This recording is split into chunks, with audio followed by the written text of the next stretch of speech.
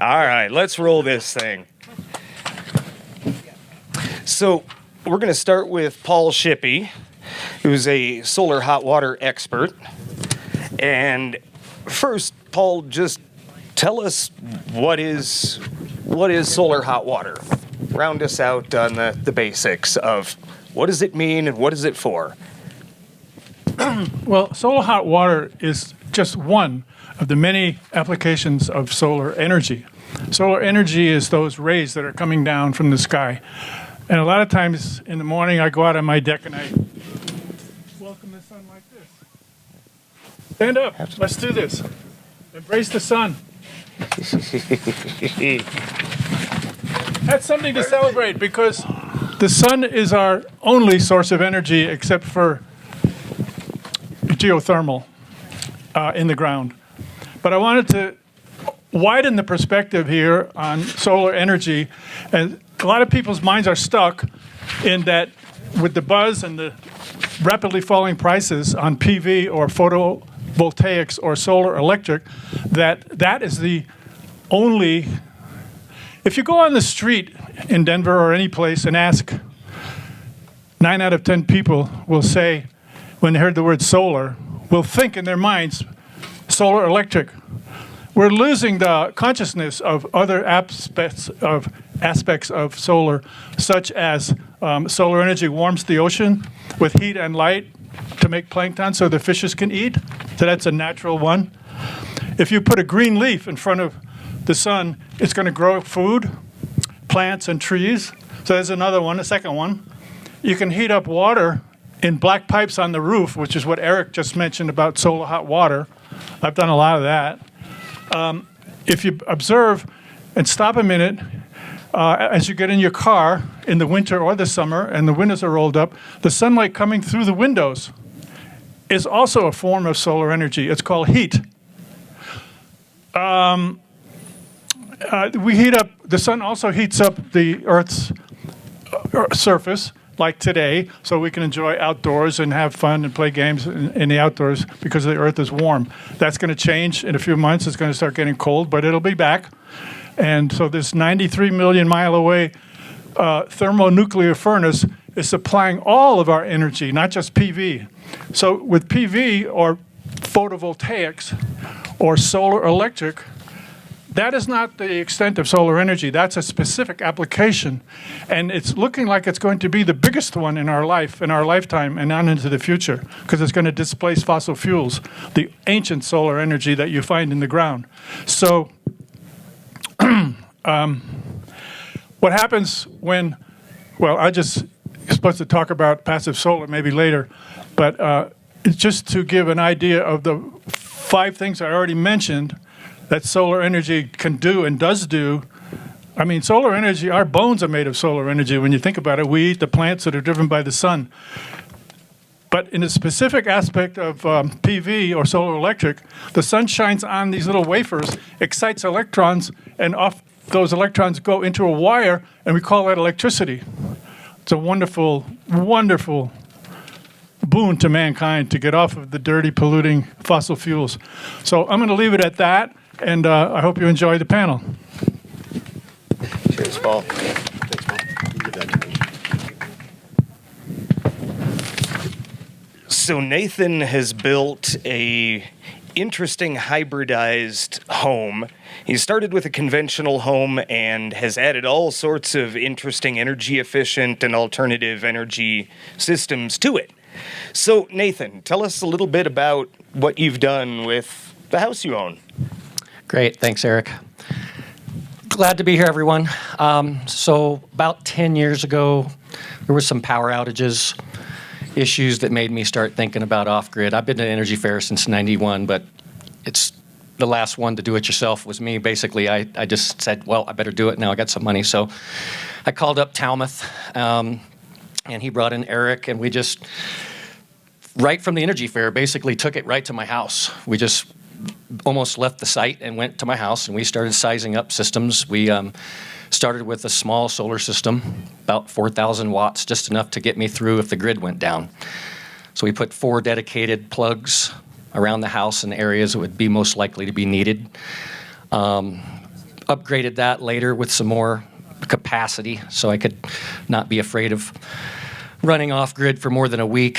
But then, like what Paul was saying, the water, I was like, well, geez, I got an electric water heater. That's not going to work on solar. So I had to buck up and get the governor's energy rebate and went solar hydronic, which was great because then I have these 2 German Weissman panels up there that are giving me 80 gallons of free hot water every day as long as the sun's shining. So it's kind of a no-brainer.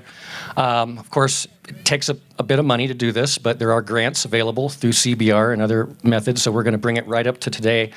Over the years, Eric and I have put in water system powered off-grid, so as the Baca water started becoming less reliable, I put in some backup water, all powered by the solar system. I went ahead and took water that was being wasted, flushing poop down toilets, and repurposed that water into the legal system that the state requires.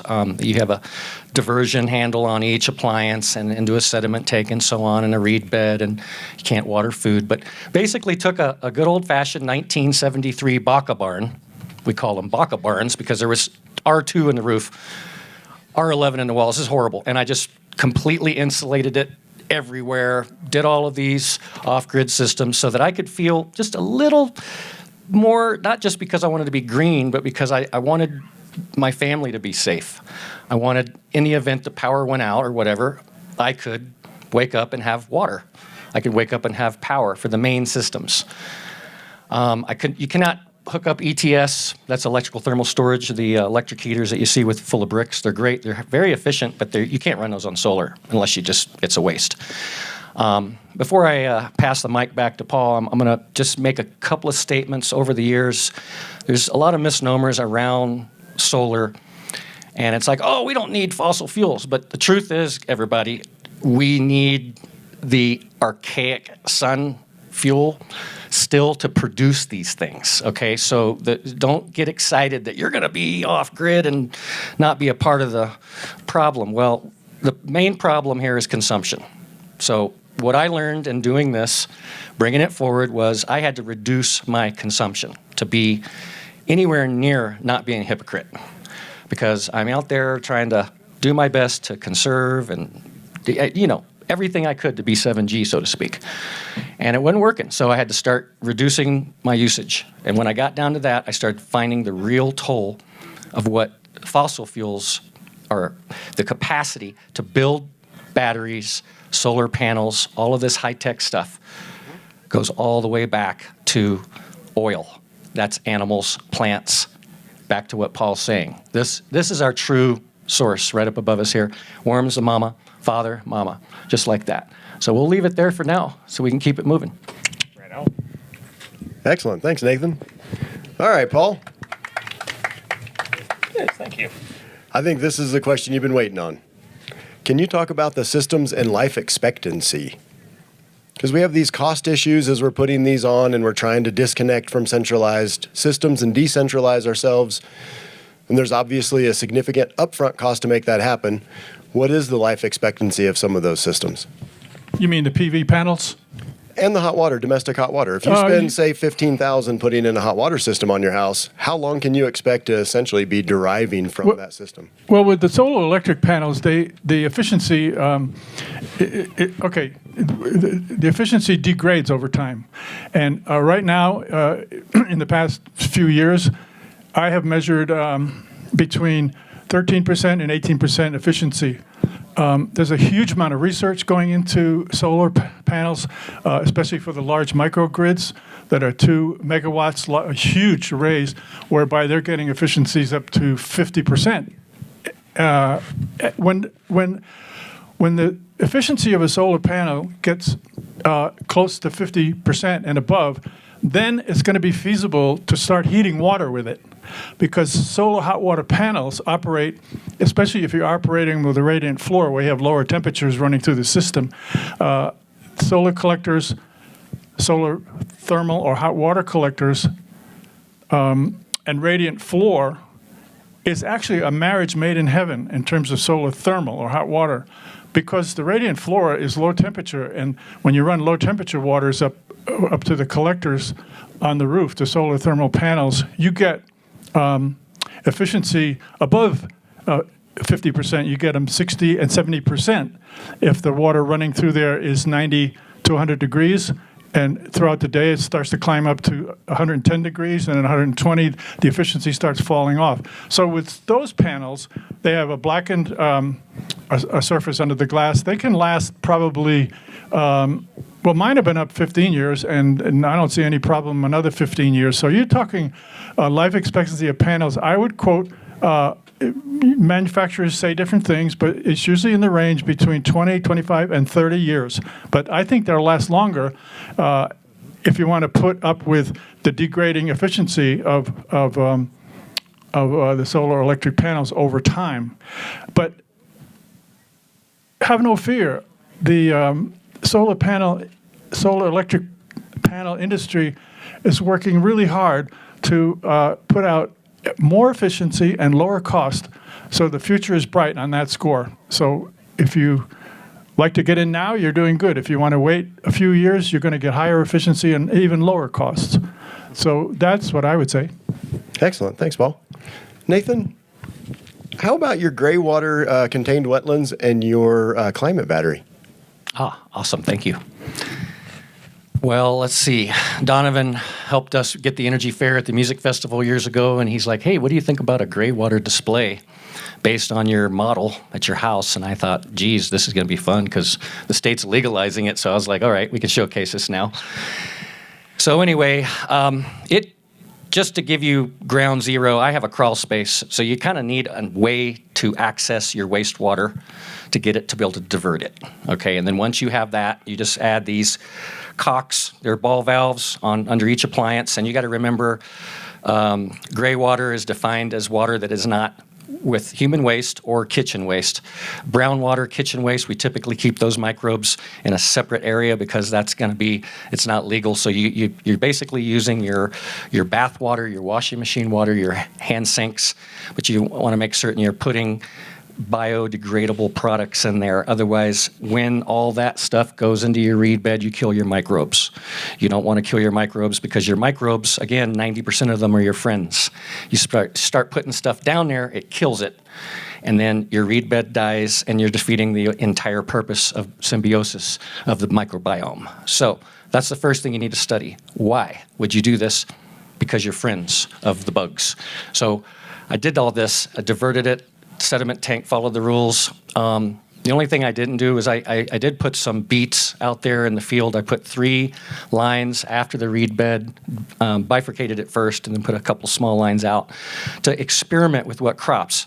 Typically, gray water is going to be base, so you need to grow things that don't mind, you don't want to grow acid-loving plants like berries or anything like that, so you need to pick your proper plants, and you want to observe your water from time to time. You want to make certain that the water is decent, and when you have guests coming over, you want to make certain to educate them on why you're doing this.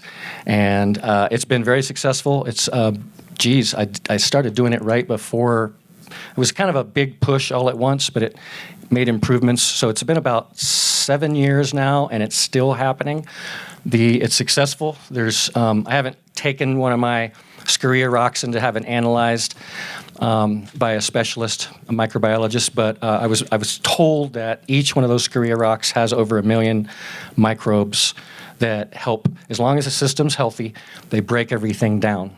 And that's why you don't have diseases and issues when you do it right. If you do it wrong and you have standing water, you can actually create a toxic environment, and that's not cool. So you need to do your research. And, I am available to talk more about it after the panel, but it's definitely something that takes a bit of research.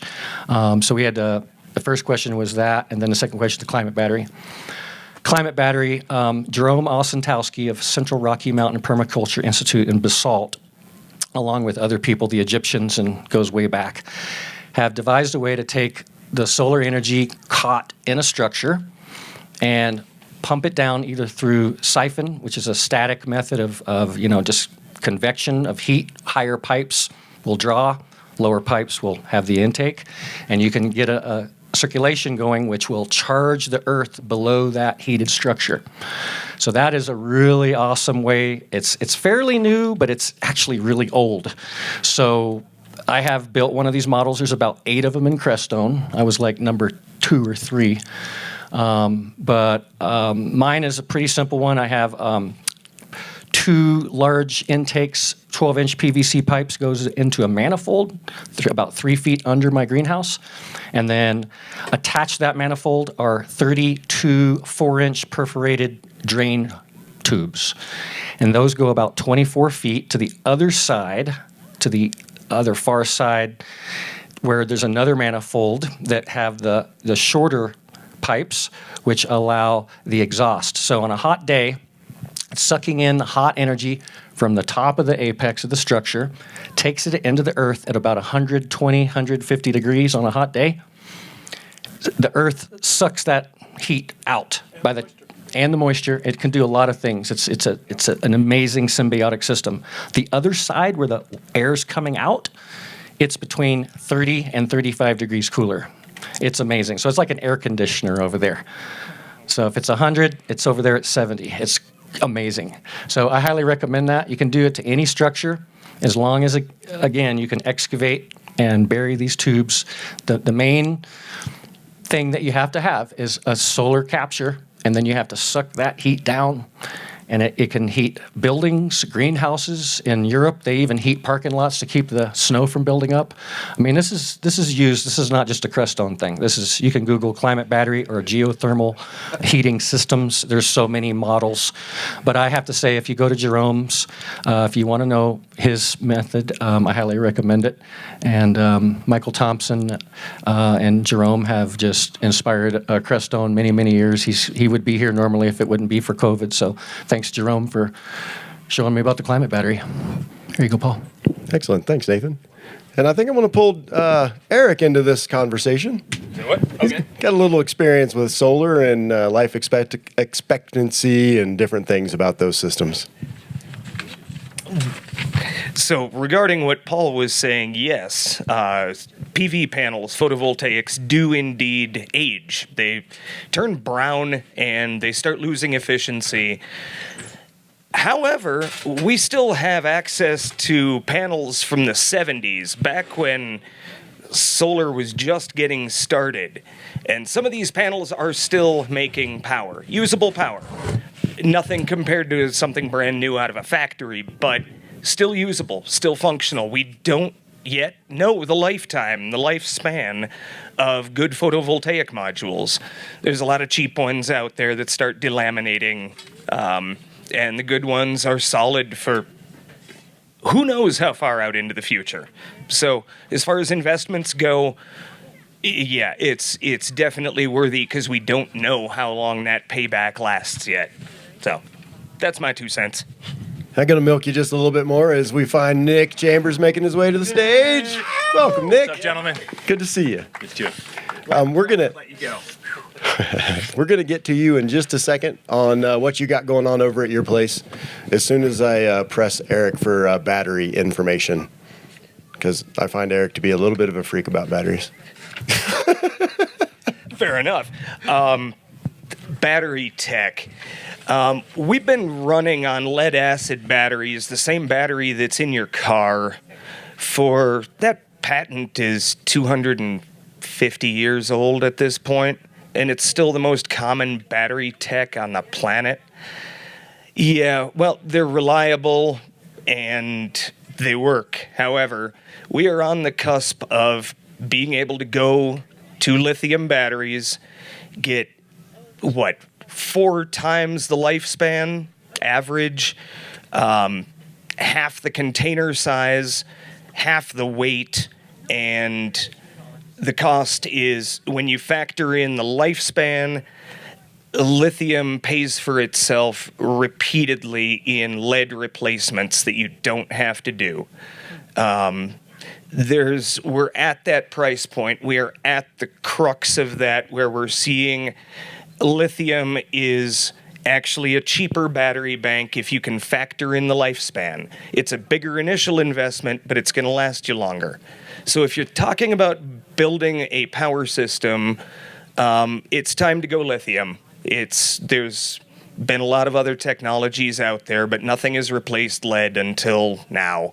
So it's a good time to get on that and support a worthy industry, in my opinion. Yes, there's environmental concerns with lithium, but they last longer. There's less mining and refining involved in a lot of ways.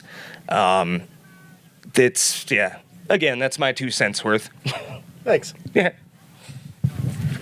Nick Chambers. Welcome, my friend. Thank you. Glad to be here. Thanks, you guys, for making this happen. What a state of the world to pull it off in this cool setting. Amazing, Eric, isn't thanks it? for the hosting. Right? Yeah. Gladly. Happy to have us join us. Yeah. We started off with just having you guys give a little bit of an overview of what you got going on your properties and what you've been working on, just because all of you are doing amazing things just even at home in addition to running around the universe doing it as well. Cool. I think the thing of most relevance, we've been working on anaerobic digesters, biogas digesters, since 2005. Did a training in China on this modality. And what that is basically degradation of organic material leading to methane-containing biogas, so CH4. And it's pretty ancient, it's pretty simple. And why I got into it is we were doing biodiesel plants here, a couple in the valley, and one in British Columbia, working on farms. And it was just like, great, we're taking care of, the tractor fuel and things like that for a self-sufficient homestead farm environment. And the thing that wasn't being worked on, and particularly this one farm we were on, it was a biodynamic farm, so the way they handled manure was just meticulous, and it was like the sacred thing. And we just, no one seemed to be connecting the dots about taking care of that propane tank in the yard. And it was like, we got the solar PV and solar thermal and passive solar, and all these boxes were being checked, but no one seemed to be talking about the propane tank. And there was also at the time here when they were trying to drill for natural gas in the Baca Wildlife Refuge. And as horrible as that would have been, and I wasn't into it, but I was also appalled that no one was really bringing up the subject of kind of like, well, we don't want that in our backyard, but hey, don't skip my propane delivery. Yep. So it was like, we got to really look at this. So I've been investing in this Chinese style approach of fixed dome biogas hydraulic pressure digesters, and have several done in the valley. One at Orient Land Trust. It's been a good site. I did have some pictures, but that's just not happening at the minute. And then one at my place in town, and then just finished one for a buddy out in the Baca.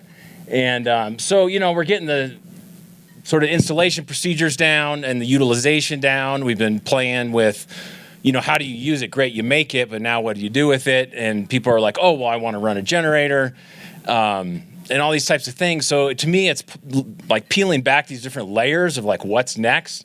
And to me, it's using sort of this larger design concept, because no, it's not going to like power your entire house, plus do all your cooking, plus do all your hot water heating, and all these types of things. So it really breaks it down, like start at base ground zero, and like what are we designing for the future, and what do we want to augment, or what do we want to replace, and how self-sufficient or sustainable does it want to be. So I think it starts with the building envelope, and go 100% passive solar as best you can. Don't waste a drop of propane or any gas for heating your house. And then you have solar thermal for all your hot water, 100%, dial it in. Wood is great for backup water heating, backup space heating. Take care of all that stuff with these sort of lower hanging fruits that is real doable and easy. And then to me, the only thing that's left is gas cooking. Like, cooking on electric, cooking with solar, that is just not as nice as a good gas flame for cooking. And then the double thing here is looking at, stacking functions, having one thing do more than one thing. And that's treat your wastewater and produce gas. So that's what these are, is kind of like a supercharged septic system where you're doing the functions of a septic, treating the wastewater, returning it to the riparian or the soil, or reutilizing it for irrigation, and you're making gas for the last remaining thing that we can't easily replace, which is the gas cooking. So is that an overview sufficient? Okay. Yeah, that works great. Can I follow up on that? Yeah, Nick mentioned passive solar. Let's let Paul talk about passive solar design for a minute, And propane. and propane as well. I need to stand up. I've been sitting too long. Fair enough. Let's see. Thank you, Nick. Yes. I think Nick covered a lot of areas. When I first moved here 20 years ago, I decided I had been in Boulder designing and building passive solar homes for about 20 years before I moved here. So I wanted to collect all the best energy and the best knowledge that I was able to generate as a civil engineer at the time and put it into this house in Crestone. So one of the first things I decided, I'm not going to have a large propane tank in the yard like you see in every other house. I just didn't want that. However, I did cave in about cooking. I have a 100-pounder. Hidden behind the wall of the house and outdoors, and I like that blue flame, that precious blue flame. You will not appreciate that until you lose that. Yeah. If you lose that precious blue flame, you're going to be thinking about that for the rest of your life. How convenient, how beautiful it is, and how quick it is, and all like that. So I built my house here. By the way, I have a major article on page B1 in Kizin. The editor of the Crestone Eagle gave me today about 10 or 12 Crestone Eagle newspapers that you can have for free, and they're sitting right there. And the article I have on page B1, I'm going to talk a little bit about that, is that I designed my house with the best knowledge I had gathered over time in Boulder. I decided to do some things I never did before. The first, besides the propane issue, the first thing that I wanted to address is I had been learning a lot about sustainability before I moved here, and I wanted to reduce my use of embedded energy in building materials. Concrete has a very high embedded energy, not only to make it, mine it, heat it, solidify it, and then transport it. So I decided to get off of that. Same with dimension lumber, same with a lot of building materials. So what I did was I wanted to put rammed earth for my floor, for my first floor walls on the east, west, and north.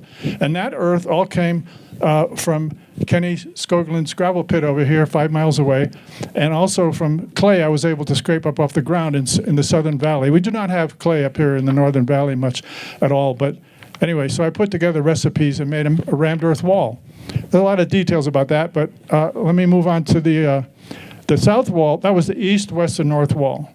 So it's 30-inch thick wall, pretty insulating. And then on the south wall, it's all timber frame, again, using logs that were mined here from Eddie Drake's sawmill in those days he was selling milled lumber. And so I used the vigas from his place. He harvested those in local mountains. So between local wood and local gravel and local clay, I was able to put together more than half of my house without using embedded energy, without transporting materials more than about 20 miles, more or less. So that's one of the features that I was focused on, besides eliminating the propane tank. So in terms of passive solar, there's probably 3 or 4 different major configurations that you can do architecturally. The first one is really simple. Just let the sun shine in the windows. Put a lot of windows on the south side, face the house to the south, and but you have a problem with overheating if you do that. So that brings up the question of how are you going to manage taking in more sun during the day that you have to maybe open windows and let it go out because you're too hot in the winter day. Because the answer to that is to put a lot of thermal mass in the house in terms of earth materials or water. Water in containers. And those have been done all over the world for many, many years. Rammed earth, by the way, is the oldest and most common building technology in the world. If you look at Africa, China, and Australia. It's really big in California. That's where I learned. I studied California people to learn how to make the forms. And I hired Mexican laborers who are out of work in Center to help me ram the earth. And so we had a party, and they liked to share their lunch with me, and we sang songs as we worked. It was great fun building the house. So so you have the people element there. Then you have the technology. I try to want to pick the main sort of design, as an engineer, the main design criteria or paradigm that I like to go with is keep it simple, stupid. That's a saying from the 12-step program, I understand, but keep it simple in building.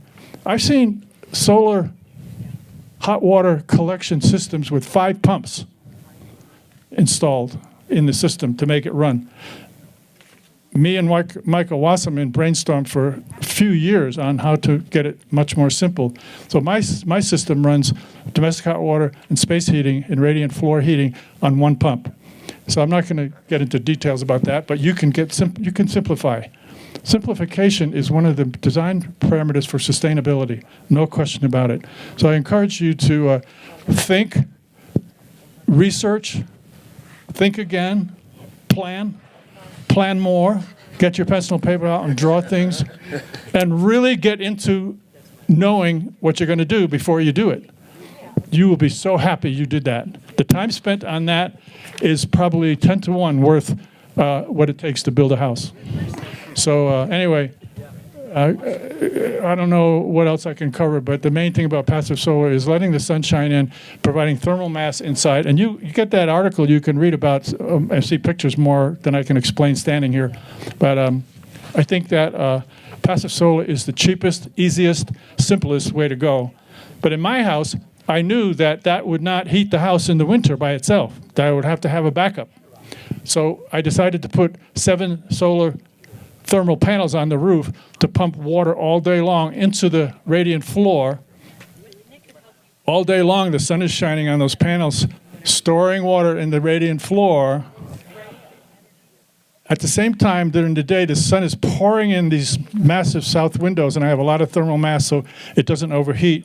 The idea is to keep the temperature swings in a passive solar home as minimal as possible, 4 to 6 degrees. That's comfortable. You can live with that.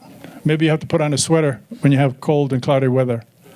So by the time the sun goes down, the energy that was stored in the active system being pumped through water in a closed system down through the floor all day, now at sundown has been trying to get up to the surface where it's cooler and starts radiating into the house at sundown. So now you have your nighttime heat supply in the floor and your daytime heat supply that's coming in the window. So my motto for the entire solar energy world is use today's sun today. Leave the fossil fuels in the ground as much as you can. Reduce our usage socially to less than 10%. And Elon Musk is helping us do that with electric cars and electric, believe it or not, electric, what do you call those big Freightliners that over-the-road truckers, diesel spouting into the air? He's got electric trailer trucks. Is that what you call them? Trailer trucks online being tested and out there going across the country seeing how well they operate. So we're looking at an electric future, except for that tiny blue flame that you want to cook with. So we'll look to Nick for that solution, using your waste to make biogas, and you can still cook with gas on into the future where my house is 100% solar heated, by the way. And what does that mean? It doesn't mean that in cold, cloudy days I wouldn't light a fire. But why do I call it 100%? This is important. I have a few acres of land, and the trees are dying. In Crestone, the trees die. It takes 30 years to make a new tree. So if I harvest the dead trees on my land, I'm harvesting 30-year-old solar energy, what it took to grow that tree, and I'm using that to displace the use of 30 million years of solar energy stored under the ground in coal, oil, and gas. So it's really important to get off the fossil fuels. So I would put your brain in gear and study about determined to get off because it's a polluting thing and we need to save it for more advanced type plastics and medical supplies and different things like that. You shouldn't be heating your house with electricity. A high quality energy like that to heat a house to 70 degrees, I call that a sin. you've missed the mark if you do that. So all these houses around here that we're heating with electricity, you're wasting our future. With that, I'll leave it. Awesome. Thank you, Paul. Let's move on to talking about maintenance required on various systems. Nick and the gas generation, Nathan and the hybrid home that you've built, Paul, and general solar systems and hot water specifically, because we know photovoltaics are a pretty long life, simple systems. So, Nathan, you've got the mic. So, Yeah, I'll go tell short. us about the maintenance you have to deal with on the various systems you've incorporated into your home. Absolutely. In fact, I'm up on it. So, I have a glycol system, so it's not a drain back. And after a little while, there's tiny seeps. You can't really see them. They're not measurable, but they eventually lose a little pressure, so you have to recharge them. And mine, after about 6 years, appeared to needed a recharge, so it wasn't too bad. And as far as batteries go, you do have to, if you have the distilled water in your batteries about every 6 to 8 months, you need to kind of check on those. So there is some maintenance involved. It's kind of like gardening. You have to steward your garden to get your power, whether it's from food for your plants or your batteries for your electricity. But I want to pick up where Paul was just for a second before I hand off to Nick here. The big why would people want to do this? It's not to be green. It's not to save money necessarily. It's really, there's a lot of reasons someone would want to do it. If you observe and interact with what's going on today, you're going to find out that there's a system collapse. Wood stoves have about 2 more years left before they're going to be, the EPA is phasing them out. We've got gasoline engines are getting phased out. So we're on the cutting edge of this. And why are us humans needing to do this? Remember transition towns? We've been talking about this for years, right? There's nothing new. Mother Earth News, 72. I mean, come on, Earth Day, 71. This is old hat, but we've got to come up to the precipice of must do, forced by Agenda 21. Okay, so why did I start early? Because, I lived in Crestone, and that was what was going on. So I was like joining the club, so to speak. You're like, hey, this is where I'm from. Let's go and let's do this together. Let's learn together and do this. So Paul's talking about, how this happens. You want to point your house at the sun. So why? For our children. We want to do this for our kids. So later down the road, they're going to be like, something's left. Otherwise, it's like the Lorax. It's just crazy. So I give thanks to my elders who have taught me this, teaching the children this, moving forward. Again, we've covered the earth and the sun pretty well, the plants, the human factor. Here we are. I mean, when you're in symbiosis with the animals and the bugs, again, 380 billion viruses on a single human. How many more are out there? So I'm going to bring it for Nick here. The reason I'm going to honor this is Heather, she said, throw out for goats. You know what? Yes, the technology is important, but the archaic technology, we're starting to realize we're coming full circle, right?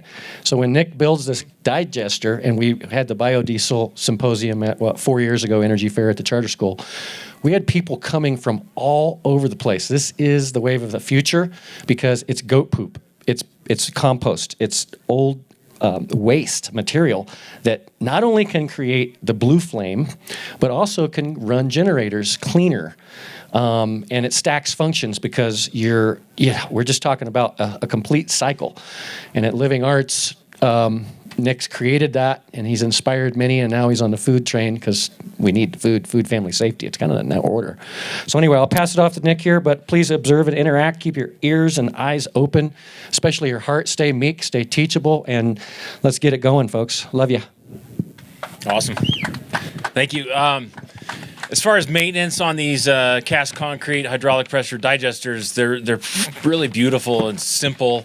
No moving parts, nothing mechanical.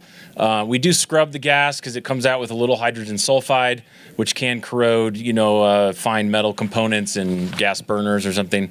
So that's an iron oxide pellet, which just kind of crumbles, and then you just put in more iron oxide pellets. But I'm on 5 years on one.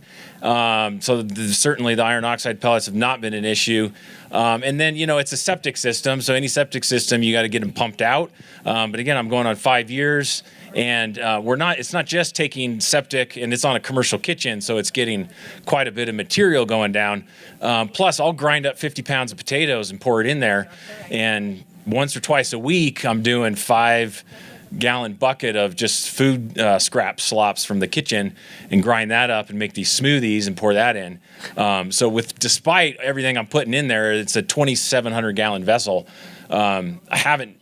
Nothing suggested we needed to remove some material at this point. So pretty low maintenance, Nice. On the spectrum of septics. Cool. Yeah, Paul, what are the maintenance requirements for hot water specifically, but also PV systems? Oh yeah. Well, let me just back up a second. One of the passive solar systems that I didn't mention, besides the direct gain and the thermal mass, is to put a greenhouse on the south side and let the sun come in there and let that temperature rise and fall day and night, and then put a concrete wall or a water wall or an adobe wall and let that absorb the sunlight and then heat the house with that instead of the radiant floor, or in addition to the radiant floor. So you have a vertical thermal mass, then you have a adobe floor. I just want to say a greenhouse attached to passive solar, you can grow food in there and you can put a climate battery in there. It's a wonderful way to go. Don't bypass that option if you're thinking about building a house. As far as the solar hot water systems, Nathan mentioned that he has a glycol system, and he's right. Those glycol systems, glycol will seep through soldered joints slowly, very slowly. But a plumber in Salida, where I did a solar house, told me that, but I didn't really care about that because I don't do glycol systems. I only do drainback systems. So the maintenance factor in that is due to the fact that if it was designed properly, it could also be installed improperly. And one of the biggest hazards of a drainback system using pure water, which I have in my system, and I've designed and built many of these, you could have a problem that freeze-proofing that used to be taken care of by glycol, like the stuff you put in your car to prevent the engine block from freezing. The glycol stays in the collectors overnight in the pipes on the roof, the black pipes on the roof, and that prevents it from freezing. It wears out. You have to recharge it like every 5 or 10 years, like Nathan said. But if you have a drainback system using pure water, which is what only kind I have decided I was going to focus only on that because I thought it was the best, the heat transfer qualities of and the heat capacity of plain water is better than any other freeze-proof you can put in there. But you have to get the water out of the collectors at night and store it in a little tank just under the roof in the warm place. The biggest problem in terms of maintenance, and this has happened more times than I like to admit in Crestone, is that something goes wrong. Either the owner or the owner that's running this is supposed to know how to do this puts too much water in and it can't drain back, and all of a sudden at night you have a freeze and you have breaks in the pipe and the water leaks out. That's just one of several. I had one where my advisor at the time put in 2 zone valves. Zone valves, the brand we were using, are normally closed. Now I just described an ice event. Now I'm going to describe a steam event, and I've experienced myself the steam event, and I've seen other systems break down because of the freeze problem. What causes the freeze problem? It could be a faulty sensor, it could be any number of things, overfilling the system, etc. But in terms of the steam event, there's pipes going up and there's pipes coming down, and we had zone valves in each one before we knew how to avoid zone valves. But these zone valves were called normally closed, so that when there's no power on them, they automatically close. So we have the system in my house cooking along 10 o'clock, 11 o'clock, 12 o'clock, and around 1 o'clock when the sun was like, straight up high, there was a power failure on the grid. Because what does zone valves do? They both shut off, and they left the water up on the roof. The sun beating down, heating up to 150 degrees, 200 degrees, 250 degrees, started making steam. And by the time I got up to 300 degrees, the steam was so powerful it burst the pipes. So you have steam event and you have an ice event. So those cost a lot of money to take the collectors apart or even replace the absorber plates. So those are the two ones that I know about, and they have several causes. So installing, you have to be really careful. I learned the hard way. I mean, that's how I learn everything, basically. And I'm sure you all do that. Mistakes are valuable. Yeah, I got a whole list of them. All right, so on to the next thing. Nick, I think we'll join you in the middle and let you get started. So between the four of you, I might even pull you into this one, Eric. Okay. You guys have tested so many different things, and you have so many different options and so many different brainstorms and prototypes. What are your favorite prototypes, your favorite ideas, or the favorite attributes of some of the systems you're working with now? Well, I'm a pyromaniac at heart, so when it comes time to be able to burn stuff, I love it. So I could, just torching, and it's something about these gases and stuff that we're making that's especially fun to burn. But I think the one we just did for Jacob just recently, again back to like, what are you doing with this gas? How are you utilizing it? And it doesn't have quite the energy density as propane. 2,200 BTUs per cubic foot. Natural gas, methane is about 1,000. The biogas is about 650. So it does require orifice changes on appliances and things like that. So what is the best way to use it? Do we want to retrofit the entire kitchen? And I think if you're designing in such a way that you're not needing gas to do everything, I mean, like drying clothes and space heating and water heating, it's too much to ask of your sort of supercharged septic. But if all you're doing is cooking, very easy, just throw in biogas specific range and then you're good to go. But if you're not designing for that, and then we're talking about just displacing your propane use, what we did on this last one, which was, I think a little bit of stepping into the unknown. I didn't know how it was going to work. But so far, we're seeing that it is working. I don't know if you checked it out. But we're injecting the biogas into the propane line just a little bit at a time. So it's, 2,200 BTUs per cubic foot to 650. And it's just a drop of the 650 every so often as you're making it, which is very organic every day. You're just pushing a little bit. And so you're thereby displacing the propane that you would be otherwise using. So I'm really excited about that one because it was stepping out a little bit. I wasn't sure, and we still may have problems or tweaking it, but at the get, last time we checked, it was working. So, and then it doesn't affect any of the inside appliances. Same orifice jetting and all that. So that's certainly one of them. That's awesome. Yeah. Thanks. Yeah. Nathan, how about you? Well, I have to admit, we've covered a lot of it, but what I've been doing now covers, for the most part, the food family safety area, but the animals right now, I just got to bring them in one more time, and the humans. The alternative energy generation starts with the keystone species that are becoming aware of this need.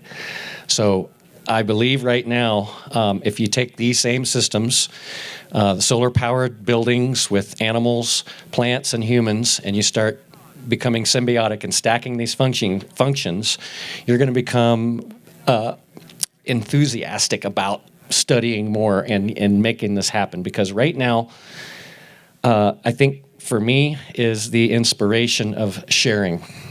And again, it's kind of comes back to the goats. All right, so you've got these animals that produce food for you. They produce manure for your plants. They're warmth generating animals. So what we didn't cover with the biogas digestion, stacking those functions, you can have your bio plant under a greenhouse or in a greenhouse. So that's generating heat. So that helps heat the greenhouse. Same thing in a farm tech magazine, you're going to see manure piles in barns helping augment the heating.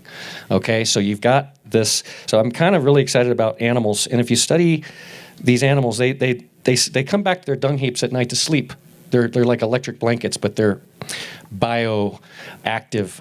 It's the biothermal activity of breaking down the whole process of oxidation, basically. And there's some other terms in there, but that's really happening. So the other thing Heather wanted me to mention about this was all of this simple stuff. Keep it simple, stupid. Paul is so real. So when you honor the technology because we want to use appropriate technology, but we don't want it to ruin what we've already learned from this good old-fashioned basic stuff. Earthships. I mean, we're just really there, folks. I'm not trying to say don't do tech, but when I sell a new gas stove, I talk about the future of biogas, changing out the orifices. So I'm excited about that to use when you flush the toilet. Number one, try not to flush your toilet with drinking water. Let's use the gray water to water the plants, and we can compost that and make energy generation and heat and everything. So it's stacking functions. It's not throwing stuff away. This is huge. So if you can grasp this and take this home and then say, you know what, I'm going to just research a little bit of this. Perhaps this rings a bell with me. Perhaps this is igniting something inside of me to become inspired. Every energy fair, people leave and come back to Crestone saying, I moved here because of the energy fair.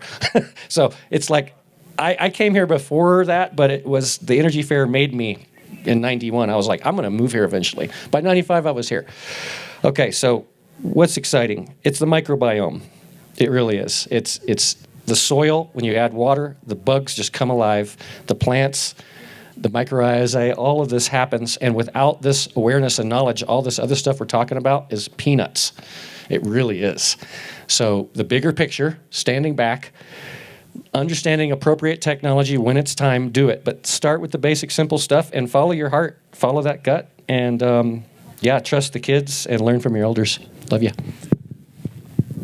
Before we turn that mic back over to Paul, I would just want to invite the folks out online to please feel free to send in any questions you might have for our speakers. We do have folks waiting. If you have questions directly, fire them up on here, and we'll get them passed on to our speakers. So just an invitation to the folks online there. We got a question out there.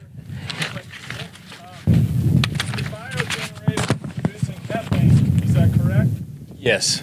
Is there really, if you just Repeat the question. rejet your stove for natural gas, doesn't that take care of it, or is there more? So the question was, the biogas generators create methane. It's a methane-containing gas, so it's about 65% methane, 35% carbon dioxide, and trace hydrogen sulfide. And the question was, if that's all it is, can you just have natural gas appliances and you're good to go? And the answer is yes, for the most part, but again, so natural gas straight up is 1,000 BTUs per cubic foot. Biogas is 650, so it's that difference of orifice that ideally you would want. However, it works okay. And even a propane burner, it's going to burn it. It's just going to be very carbonaceous. It's going to be a big yellow flame. It's not going to be the nice clean burn of a blue. So, if it's natural gas orifice burning the biogas, it's going to be that much better, but it's just, getting it to the sweet spot. And all it is size. I mean, all you do is just take it off and you can ream it out, a 32nd of an inch type of situation, and you're good to go. But so, yes, I mean, you can just, if you're, like you say, if your dedicated kitchen burners is all you're demanding from your system, just make it all jetted to that, and it's sustainable 24/7, 365. Oh, no. So yeah, Paul, what are your favorite aspects of the solar heating and power systems you've created? What are your favorite attributes and aspects of it? My favorite aspects is how much fossil fuel can a particular house, when it's built with passive solar, how much fossil fuel can it displace? Like Nick is trying to displace propane and dilute the propane down to a regular burner, 1,000 BTUs per cubic foot or something, down from 2,200, and with the 600 BTUs per cubic foot of the biogas, he's trying to reduce the use of fossil fuels, basically, which is propane comes from the ground, comes from the sun. A million years ago, ancient sunlight is in that blue flame. When you look at that blue flame at home, think ancient sunlight. That's like 50 million years old, dug out of the ground from decaying plant matter that was grown by the sun. Never forget that. You're looking at old ancient solar energy when you look at that blue flame. And same when you run your car. Same deal. So what was the question? What are your favorite attributes of the systems you've built? First of all, a passive solar home has longevity. It's not going to wear out. So you have very little maintenance if you do it simply.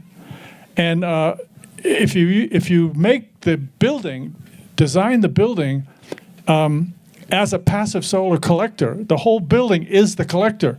It's not anymore this little box on the roof. That's the only way to do it. Or this little slender panel that puts out electricity. All wonderful, of course. But the house, if you have any architectural imagination, can reduce temperature swings from day to night in the winter inside the house, can store heat, can get you through the whole winter without a big propane tank. So displacing fossil fuels is my main driving force for sustainability and a future planet that is non-toxic. Excellent. Thank you. What do you think? Hey, Bodie. How are we doing with questions from online? We getting there? Apparently you guys covered it all. Oh, did we? Okay, good.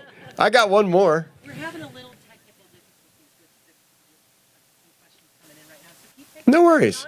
the audience. Yeah. I got one more to float around, and then anybody out there got something real quick? I got a question. What you got? Okay, fellas. I want to know with the climate battery, can you use that where it flood potentially? So the question is, could your climate battery potentially flood? That's a real good question. So where we just moved the new farm, the sub area for the water can be as little as 5 feet down. So you really got to keep in consideration for all kinds of stuff, building and whatnot. A hydrometer will help determine that through measuring your static pressure there with the water as it comes and goes. As the seasons, it'll come and go. But at the moment, Jerome said he had, as far as I remember, he had like 2 systems that he had to abandon because they filled up with water. So it is true. If you're in the wrong zone, you really can't do a climate battery. So groundwater, yes, just coming up, not necessarily from flooding, but just subterranean hydrostatic pressure. So that'll just happen. But I'll cover this real quick. In some of the commercial locations that the climate batteries have been done, Steamboat Springs, there's like $1 million strawberry greenhouse up there. Carbondale at the school there's a couple going on. As far as I understand it, they actually built up. So they actually built up a foundational area so they didn't have to run into that problem. And also, you don't disturb the natural biome beneath, so you can actually create an artificial area to do a climate battery without disturbing roots.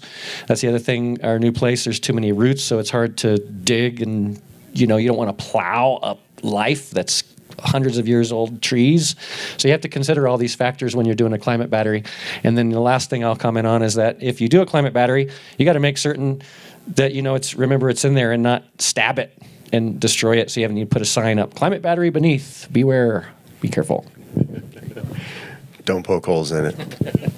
Hopefully that answered. They're wanting to know about Earthships. The hybrid Earthship. Let's let Donovan talk about his building process for a moment. Okay, so someone asked about Earthships. What'd they ask? They just said they love the technology.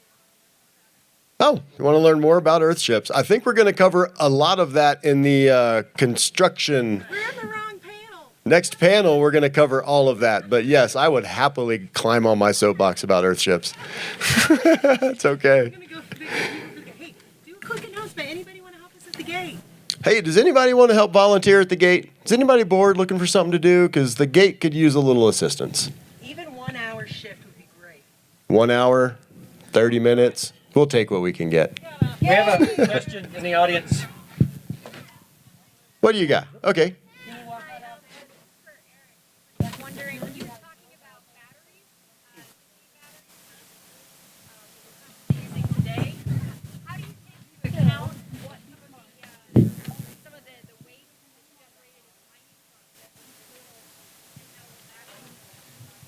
and how Right. Yeah. So the question is regarding sustainability of lithium and the mining and refining thereof. Is that correct? In the batteries? yeah, because I read an article recently about but that there's so much waste in the mining process. Lights, the power, the beam, the actual itself. Right. That it doesn't actually equal any benefit right now because of the waste generated in the mining process. Right. Okay. So the mining and refining of lithium is, yes, a very intensive process. Yes, there is waste. Yes, there is environmental damage. When we start comparing that is, I think, when it becomes relevant.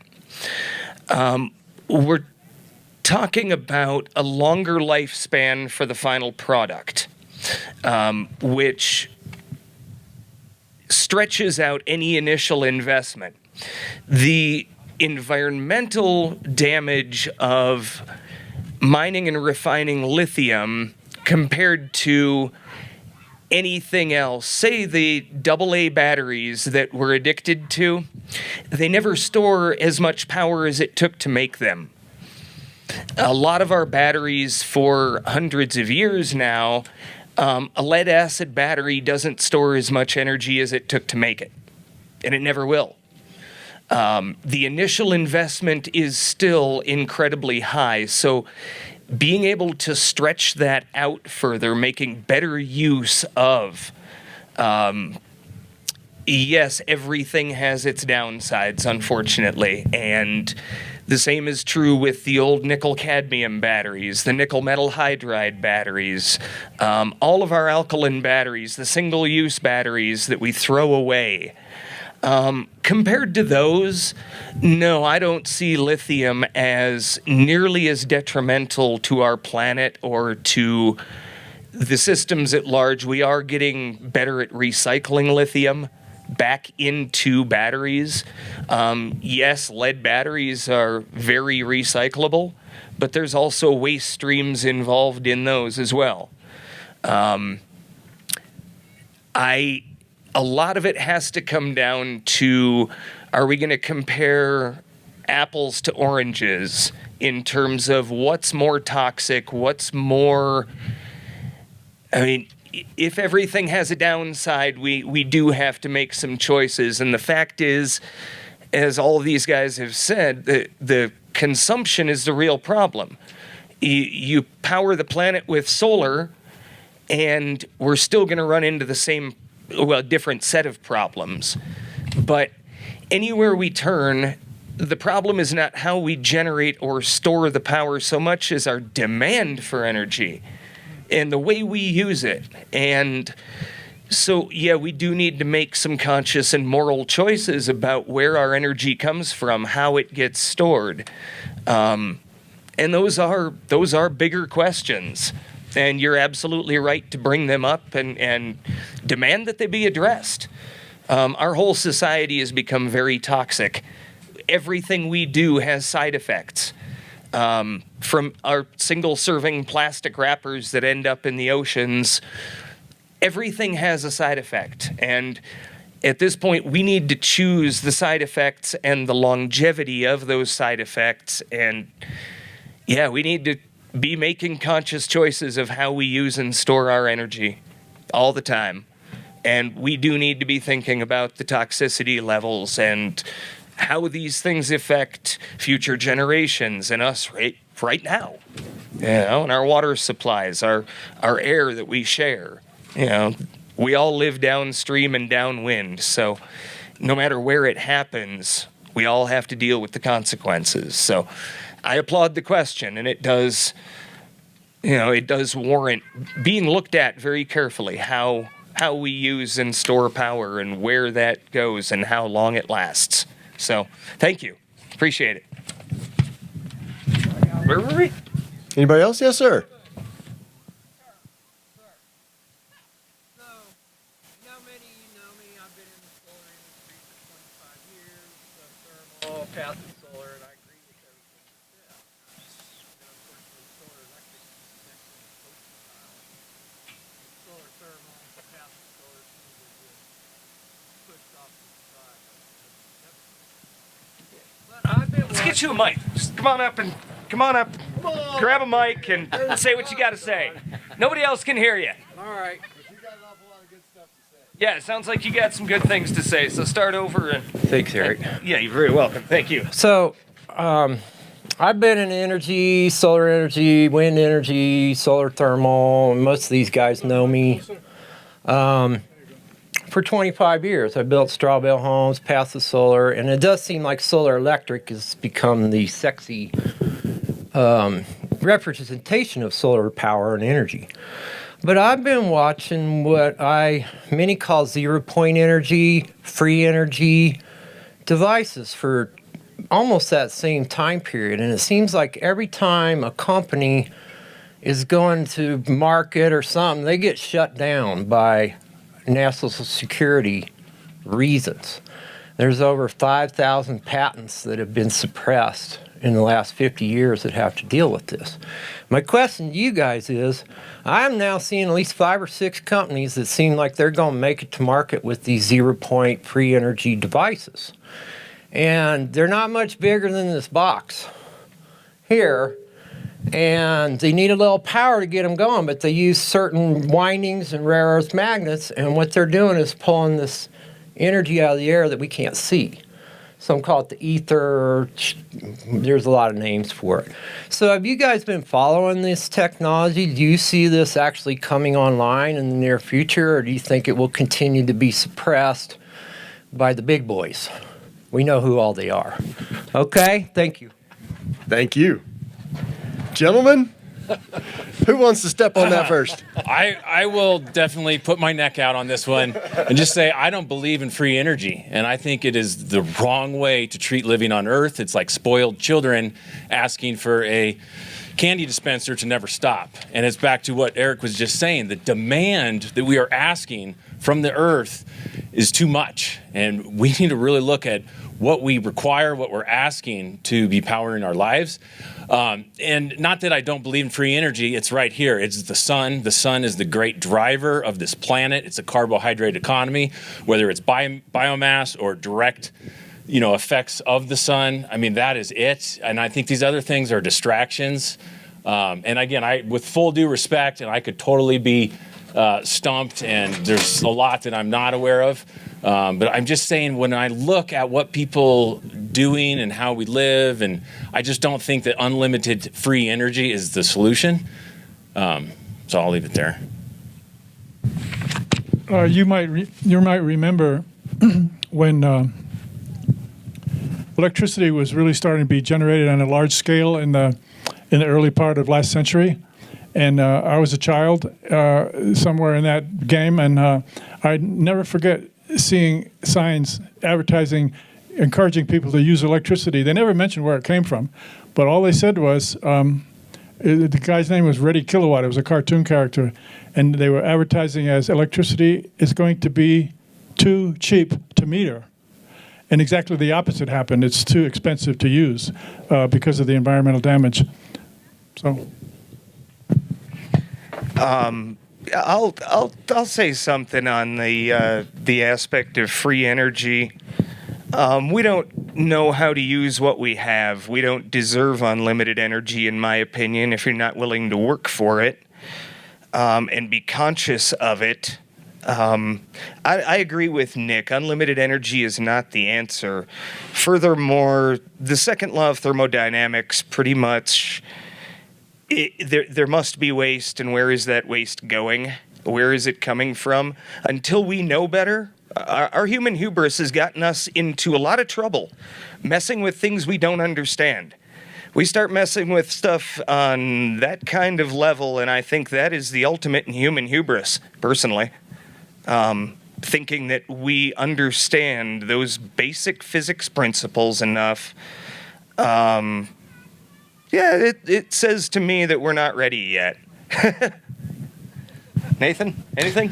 I'm going to hit it real quick on this one. I love the question, by the way. I think it's similar to Father, Son, and Mother Earth, like 1 + 1 = 3. So maybe that's where this is going. When a man and a woman get together, there's something magical that happens. And that is like, where'd that come from? We didn't. It's like, what happened? It just all of a sudden there's a child. It emerges and it just like reproduces. It's like, whoa. There's an activity tied to that, Nathan. Yeah, I know, but I didn't have to pay.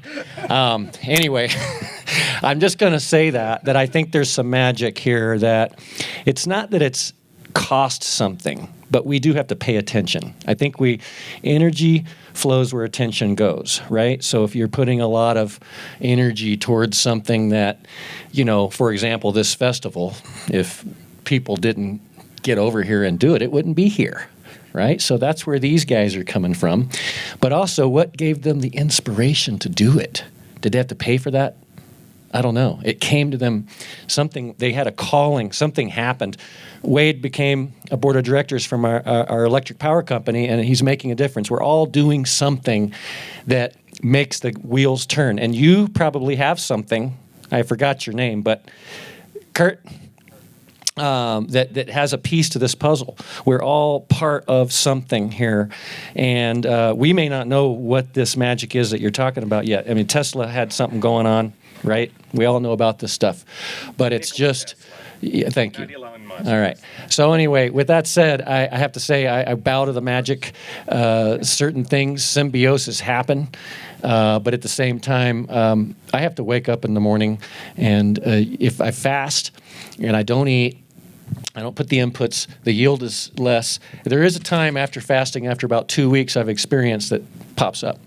But other than that, I don't think it's necessarily free. I still have to choose that, okay? So we have to choose this point. We're at the decision point, folks. I love you. I would add one more thing to that is I think if it's not solar, free energy is found in efficiency, and efficiency is a form of energy. Mm-hmm. You don't waste. There was an argument years ago when this idea of sustainability and using energy from the sun started to really take a rise in the culture, that talking about unlimited energy, I really agree totally profoundly with what Eric said about we can't even handle the energy we have now. Never mind unlimited energy. So the big argument was from the point of view of that you cannot have unlimited energy, especially when you have approaching 7-8 billion people on the planet. You will not be able to have unlimited energy, because if everybody starts using free energy and wasting and using as much as they want, you're going to heat up the earth. That would be something akin to climate change. But just the use of energy, because after you use your electricity, even while you're using it or cooking, it's all being dispersed as heat into the atmosphere. And if you have unlimited energy, people just use more, and there'll be a limit on that. And that limit will be heating the earth. Well said, Paul. And on that note, everything wastes energy as heat. Everything we do. Your car only uses about 15% of the energy in gasoline to move you forward. The rest is thrown away as heat. Almost everything we do, solar panels, make heat. 80% of the power that they get from the sun gets re-radiated as heat. We get 20% as electricity. Everything we do, the side effect is more heat. All we hear about is CO2, but the side effect of everything we do is wasting, usually in the neighborhood of 70 to 80% of our energy as heat that does nothing, doesn't make any kind of useful power for us. And that's the norm. So yeah, energy efficiency is free energy. We make better use of it. We're using less, and that's part of the consciousness that goes with it. Is, do I drive a diesel or do I drive a gas car? Do I go straight electric and decrease all of that wasted heat? So just things to think about. All of our final measurements of energy come down to how much is wasted. Not how much are we using, but how much do we waste along the way? How much do we spend in energy to get energy where it needs to be? And yeah, I could rant on, but the point is that most of our energy is wasted as heat. And that heat has a direct effect on everything around us. So I'll pass that back over. Well said. Excellent. Anybody else out there? Questions about energy? Yes, Wade.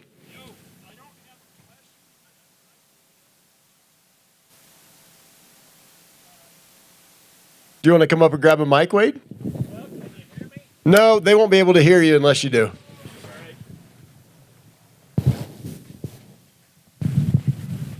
Thank you.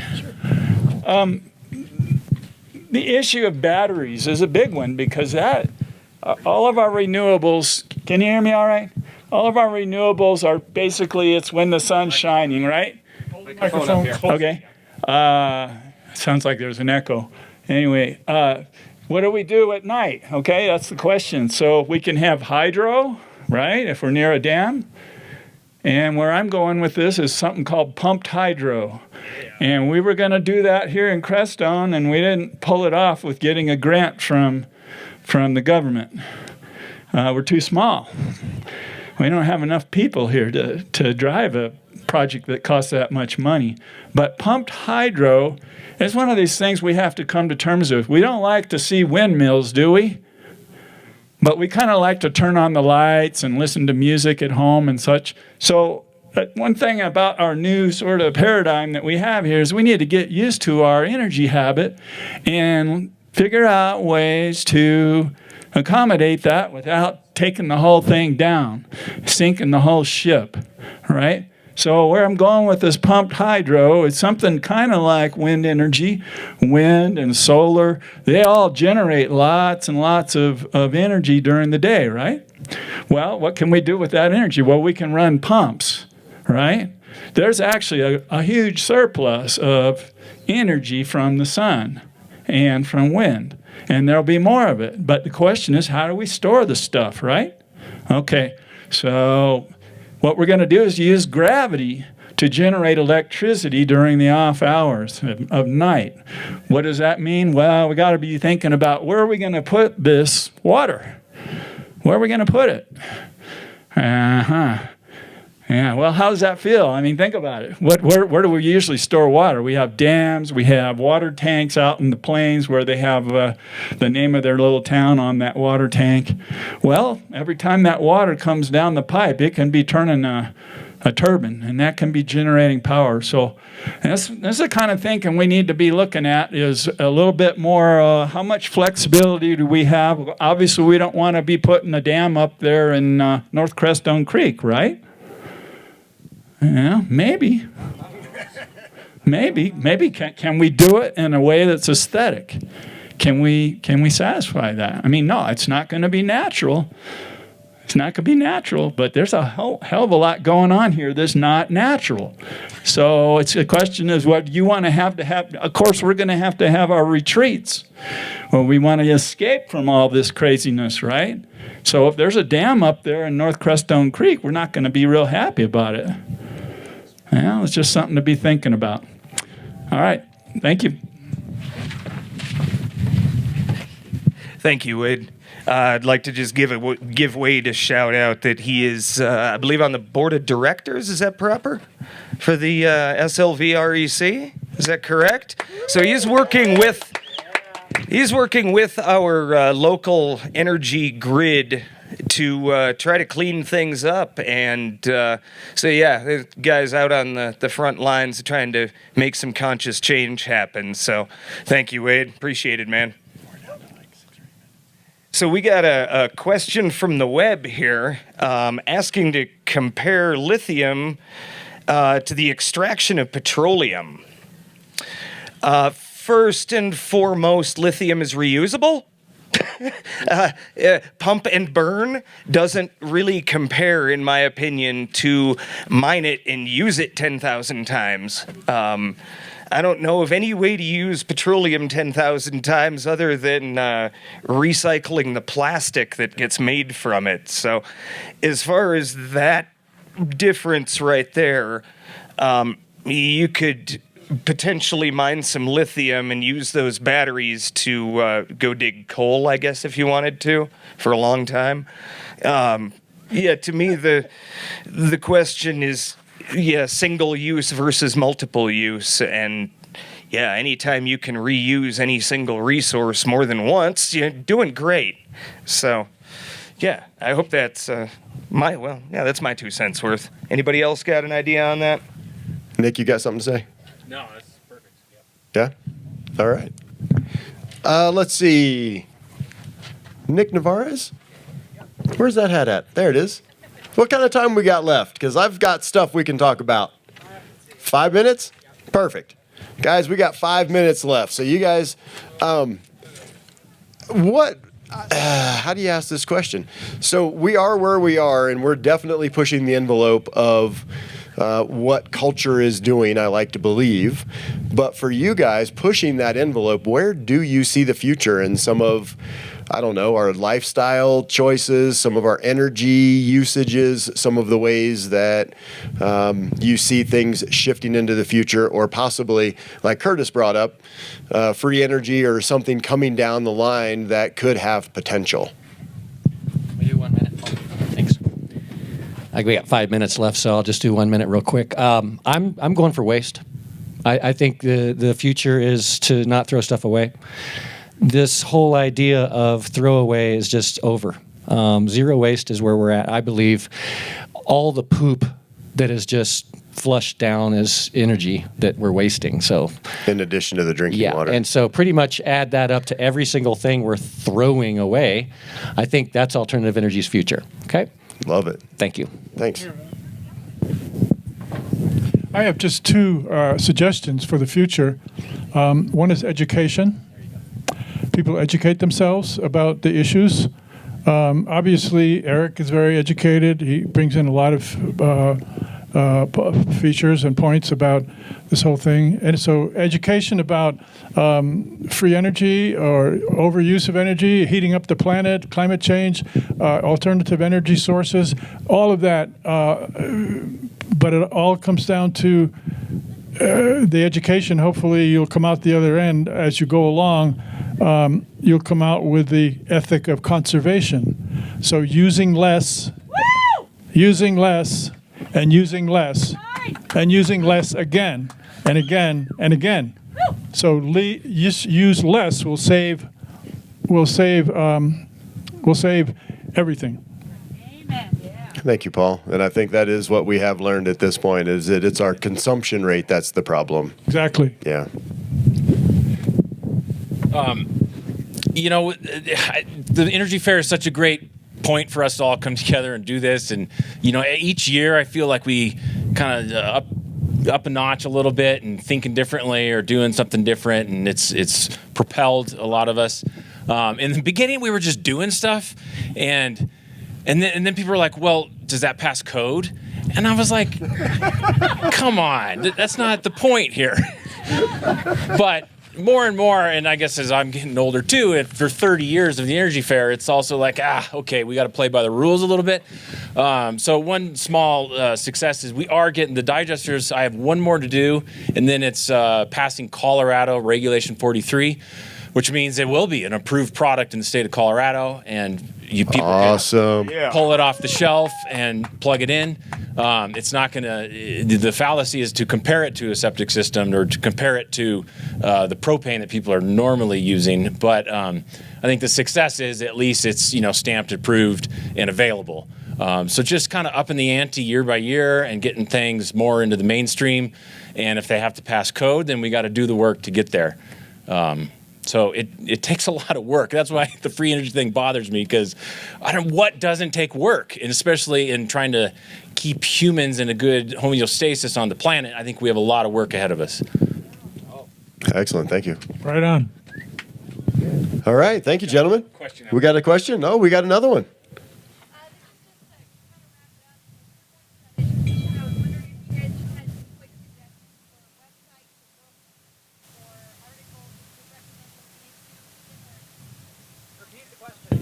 All right. The question was if you guys have any websites, articles, books, or resources that you would recommend to get educated.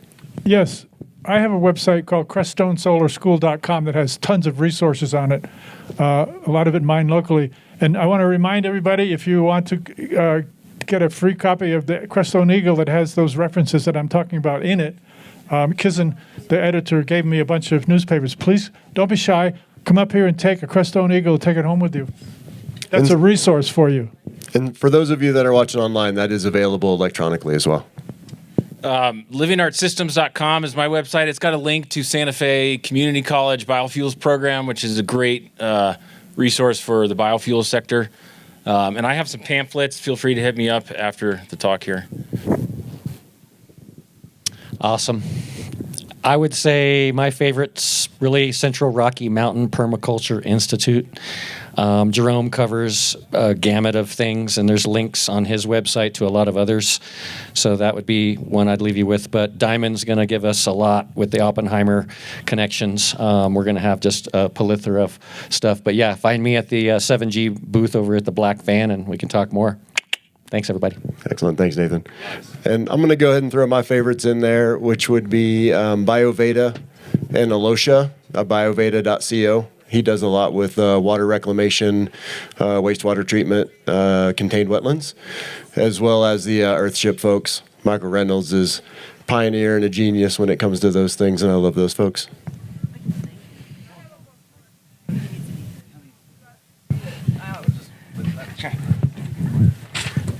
And we have one coming from the audience. You can give it back to me. Okay. And we have one that says Virus Mania. Avian flu, cervical cancer, SARS, BSE, hepatitis, AIDS, and polio. Virus Mania. There are things that how the medical industry continually invents epidemics, making billion-dollar profits at our expense. Thank you. Then we'll pass this back up to Eric. I'm sure Eric's got a resource or two he'd like to share, and then we will be out of here. Yeah, I guess this is when my true nerd colors show. I like research papers from university, like physics departments, and it's like I try to go straight to the source instead of getting it interpreted and filtered through media, because most of the time they don't understand the concepts and get it wrong anyway. So I try to go straight to the research departments themselves and study these things like hot off the press from the universities themselves, the companies that are doing R&D. Yeah, I just try to keep myself on the cutting edge, direct from the source. So that's my take.